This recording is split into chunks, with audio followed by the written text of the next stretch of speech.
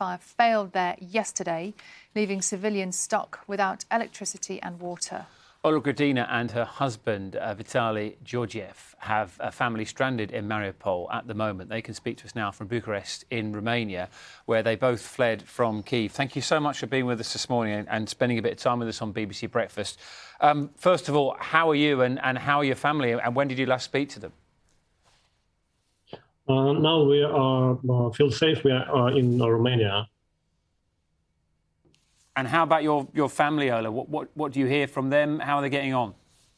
Last time I hear from my daughter six days ago, and I asked is everything okay, and she answered me that everything quiet, everything okay, and this is last what I hear from her, and I don't know what to say.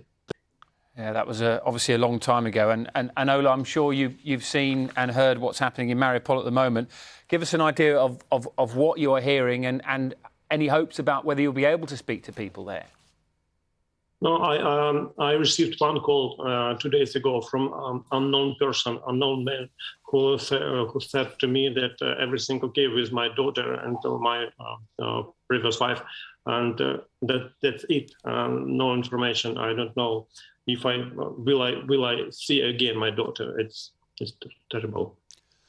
We're reporting this morning about a proposed third ceasefire, and this is only from the Russian side. I don't know how much information you've got about this, about them allowing people to leave the cities like Kyiv and Kharkiv and Mariupol as well. The Ukrainians haven't confirmed that yet. What sort of hope do you have that something like that will be successful for getting civilians out of some of these cities? The only hope for me is this green ways for refugees from Mariupol, but we know that two trying to green corridor, and they could not leave Mariupol, and I don't know. I have no hope for it. I don't know what will be there. And Ola, you are, I believe you're 3.5 months pregnant. What have the last few days been like for you? How are you coping?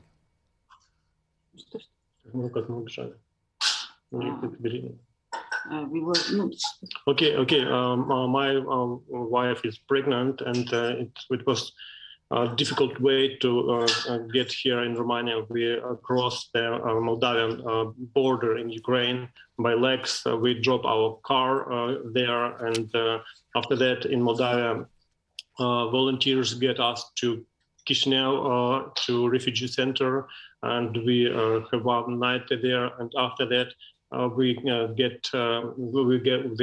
got Romania by 2 trains for refugees, and I'm really grateful for Romanian people, for Moldavian people who help us to get there. And Vitaly, Sorry, there's a slight delay on the line. Forgive me for interrupting you. I just wonder what your plan is long term. Have you even thought about that? Is the plan to stay in Romania? Obviously, you're still trying to get in contact with your family. We're now shocked. We can't imagine our plans. I'm really in stress because I have a family with daughters, with pregnant wife, and I hope 1-2 days, maybe 1 week, I will resolve and make my plans. I don't know. I have no plans at all. I only think about my daughter and about my relatives in Mariupol. And, all our viewers listening and watching you this morning will understand the distress you're going through at the moment, thinking about a daughter that you've not been able to speak to for the best part of a week, and obviously planning to have a new child as well in 5.5 months' time. I wonder, thinking about the future, Vitaly, what do you think the future is for your country, and what are your hopes for what could happen positively in Ukraine if this does come to an end at some stage? I'm proud of my army, our people, our army. It's all of them are united. It's absolutely magic. I never see some situation, some union in our country. So really believe that Ukraine will win in this war.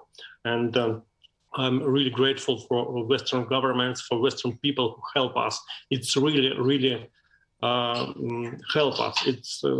We will not win without your help. So thank you. We are really grateful for your demonstration, for your government's actions. It's really helped us.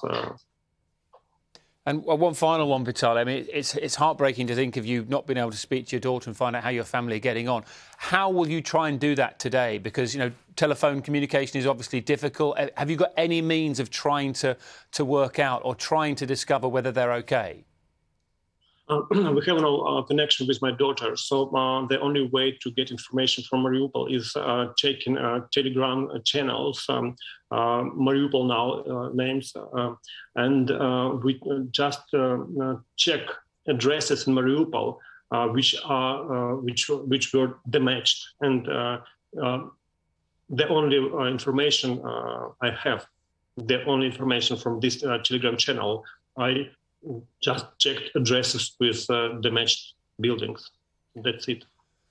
Oh, well, thank you very much for talking to us, Vitaly and Ola. Take care of yourselves. And I'm glad you're being well looked after in Romania. And thank you for speaking to us this morning on BBC Breakfast. Thank you.